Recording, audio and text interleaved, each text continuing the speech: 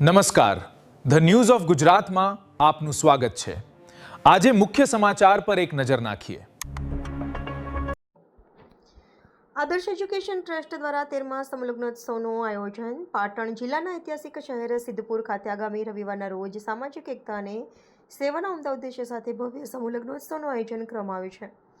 આદર્શ education and charitable trust અને હાજી આબિદ હુસૈન સિંહ છુવારાના સંયુક્ત ઉપક્રમે સમગ્ર મુસ્લિમ સમાજ માટે આ 13મો સમૂહલગ્નોત્સવ યોજાયો હતો।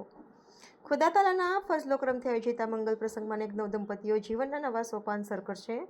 સમૂહલગ્ન સમારંભ પ્રસિદ્ધ સિદ્ધપુરના હાલા સરોવર સકીનાબેન સોનેસરાની જગ્યામાં હોટલ સિદ્ધાર્થની સામે 10/5/2026 રવિવારે સાંજે 6 કલાકે યોજાયો હતો।